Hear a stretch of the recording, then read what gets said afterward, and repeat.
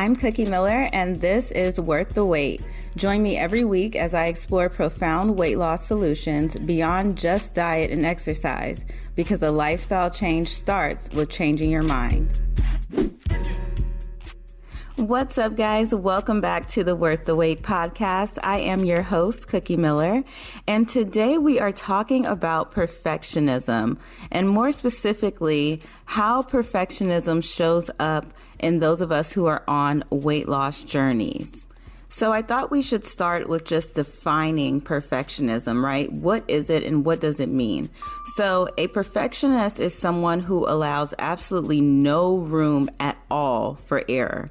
So this is someone who has to do everything to the literal letter. And in theory, this could be a good thing, right? Because being someone that always dots your I's, always crossing your T's, seems like a really good place to be. But in practice, what we found through research and what I personally found through experience is that doing things that way usually just ends up with causing a ton of stress, anxiety, and even depression. So let's think about work, because I think this is one of the best places where we can really kind of visualize and see what that perfectionism looks like in action. So at work, you may be someone who is setting extreme and impossibly high expectations. And what usually happens with this is that you set these super, super high expectations for yourself. It may not even be something set by your boss or set by your team or anything like that. It may just be you having these like your own personal goals that are just really, really high on the level of expectations. And what happens with that is that you will always believe that your work is not measuring up. So either you're setting the expectations way too high and then not believing that your work is measuring up, or you already have a belief that your work isn't measuring up and you're trying to make up for it by setting these really, really high expectations. Another example would be being highly critical, especially of yourself. So if you make a mistake, if you forget to do something, if you miss an email, you really, really tend to focus heavily and magnify what you deem as a failure, which is probably just a mistake, right? Or it is a mistake. Generally, failures are, mistakes that we tend to make. So just being highly critical of that, even in other people, but especially in yourself. The next point would be being defensive. So being defensive, taking things super personally, right? Even reviews. So if you work at a company or you've ever worked in a company, you've probably had a time where it's review time, right? And not being able to handle constructive criticism is definitely a trait of someone who suffers with perfectionism. And this was me. I did this, especially during a review period. And the funny thing is that I took the review so personally that I know somewhere in my email, I have like the review and my rebuttal to the review in my email inbox. Like I had forwarded that to my personal email address to have it because I was just so taken aback by the review that I wasn't rated super highly in all categories. So it actually it wasn't a poor review at all, but it wasn't at the standard that I'd set for myself. No one else knew that I had these expectations or these goals or whatever. They're just in my head. And so when the review was presented to me, I was just like, how could you? I've done so many things, right? And I wasn't able to handle the constructive criticism because in hindsight, I haven't gone back recently, but I did go back years after I left my corporate job because I'd stumbled across the email and I was so embarrassed of myself. But I have gone back and kind of looked at that and been like, wow, I really could have taken the constructive criticism that I received here and then moved differently instead of being so defensive about it. So the next trait of perfectionism is an intense fear of failure. So this is like when you feel like other people will not accept you if you don't do something perfect or you don't present yourself perfectly. And this can also show up in the workplace where you have this intense fear of failure because you do not want to lose whatever advantage you feel like you have in the workplace.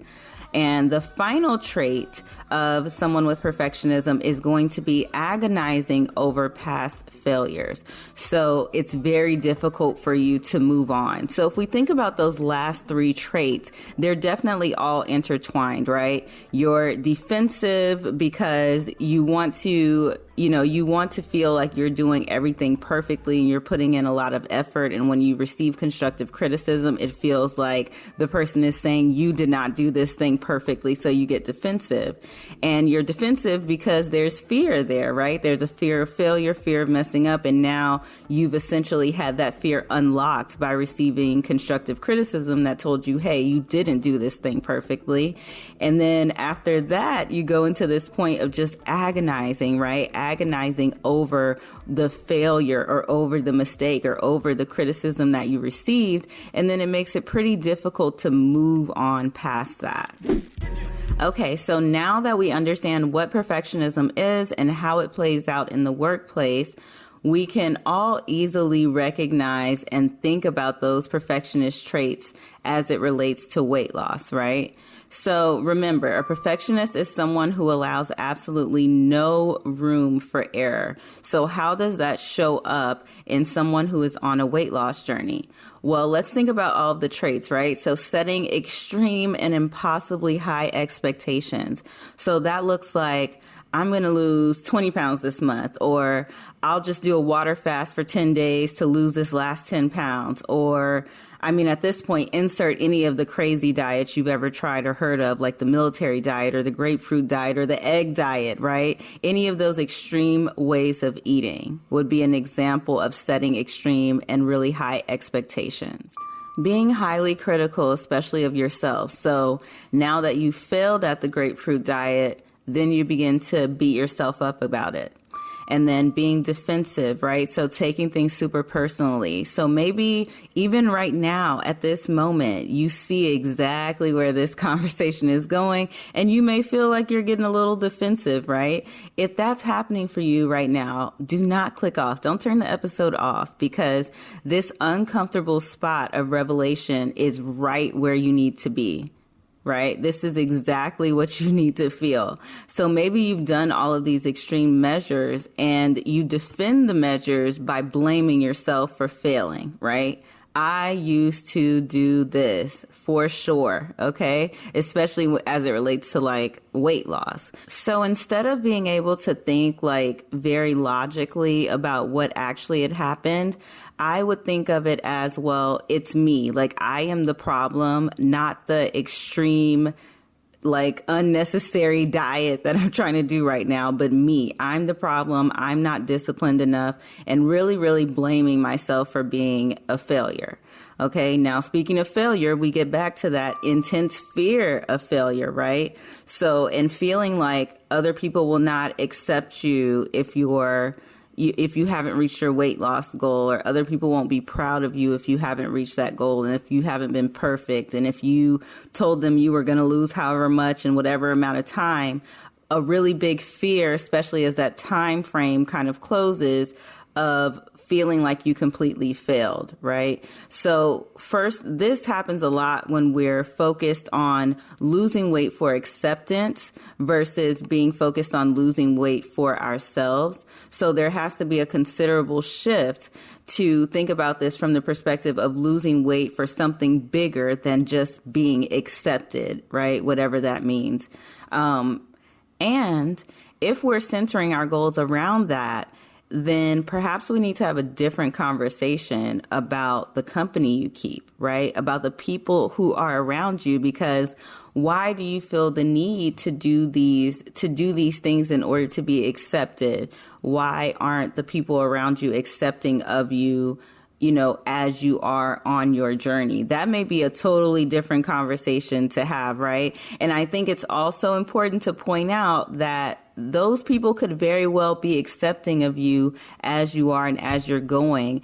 And what you could actually be feeling is just your perception of what you think they're thinking, but you haven't actually, right? Like you haven't asked, you don't really know what's actually going on in their head. You just think that if you fail, then they will not accept you. And then we get to that final trait, the agonizing over past failure. So this is when it is hard for you to move on past mistakes. So instead of moving on and picking yourself up, you tend to sulk at the loss and live in it for really, really long periods of time. And then you tend to find yourself right back where you started, and the cycle starts all over again from the very beginning, where you now set a very unrealistic goal and you go through the whole thing, right? So what are the additional impacts of all of that? Well, definitely it's going to breed a ton of stress, a ton of anxiety, and possibly even depression. And if you understand weight loss, then you know that all three of those things actually will negatively impact your weight loss journey as a whole. But that would be a whole different podcast about anxiety and stress and how these things play a part in your weight loss. So if you guys want to hear a podcast about that, hit me up. Hit us up on Worth the Wait podcast on Instagram, and we will definitely add that as a topic for the future. Okay, so you might be like, okay, Cookie, I get it. I'm a perfectionist, right? But how do we fix this? How do we correct this? How do we change the cycle and tell a different story? I am going to give you 3 ways to fix it, okay? First, let's be reminded of what a perfectionist is, right? Someone who allows absolutely no room for error at all. At all. So the very first thing you got to do is allow room for error. That's the very first thing you got to do. Allow room for error. You have to go into this thing knowing that this is a lifelong journey that I am on. And just knowing that you will make mistakes. You won't eat ideally every single day. You won't work out every single time you're supposed to work out. And that is okay. That is totally okay. I think one of the most shocking things that people learn whenever they begin coaching with me is that their goals are 80-20. So if they have a goal to get a certain amount of steps, I'm asking them to hit that goal 80% of the time, not 100% of the time. Asking them to hit the goal 100% of the time would be completely unrealistic. So as you walk through this journey, keep that in mind that you have to allow some room for error. Okay, point number 2, set realistic goals. So instead of saying, I'm going to work out every single day, I'm working out twice a day, I'm going to eat exactly what's on my meal plan, I'm drinking a gallon of water, I'm reading 6 books this week and taking over the world, right? Instead of thinking that, try this week, I'm going to focus on increasing my current water intake. So I am going to aim to drink 16 ounces of water more than what I previously been drinking per day. Okay. And listen, I can already hear you. Like, what? That's too easy. I'm not going to lose weight like that. Right. But try it. If you think it's so easy, then why not just try it? Right. And this also makes me think of something else regarding perfectionism. I think a lot of perfectionism is rooted in doing hard things and perceiving hard work as good and easy work as bad. But I really disagree with that way of thinking because, for one, it's untrue.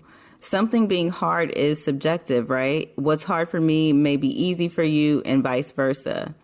But what I think is actually hard is discipline, the discipline that it takes to do the easy stuff, right? Can you remain disciplined to increasing your water intake by 16 ounces daily? Will you keep up with it? Will you do it on weekends too? Will you do it, even though you have an event coming up, or will you do it even though you got invited to happy hour? Those are the areas that seem like they're really easy. But when you can put those things into practice, no matter what situation life throws at you, that is where you really, I believe, start to find your stride. And I have saved the best for last. The final tip is to move on, but more importantly, to move on fast. Do not stay stuck on the one thing that didn't work or what could have happened. Move on and move on quickly. So if you make a mistake during the day, like you give into a temptation or whatever else you perceive as failing, you got to move on immediately. Like, you've already done it. It's gone. There's no reason to sit there and just like replay the issue over and over in your head and meditate on it. Because what we meditate on is like what we generally tend to see happen more and more. So we don't want to sit there and meditate on this bad experience. I think reflection is good though. So if you have a journal or if you have a way that you take notes on your phone or something, I think it would be really good to get down to the bottom of what happened. How did you end up at this point where you're binging on Oreos or, whatever the failure was that day? How did you get there? Did you skip a meal and then skipping that meal made you ravenous?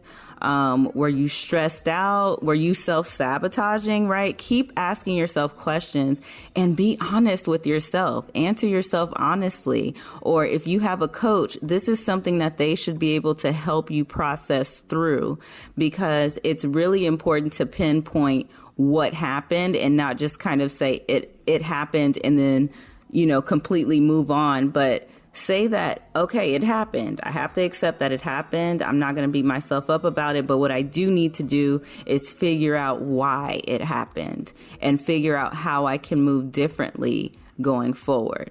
So once you're done reflecting, that's it. You move on from it, make better choices right now in that moment, not tomorrow, not after the first, not on Monday, none of that kind of stuff. You move on right after you're done with your reflection.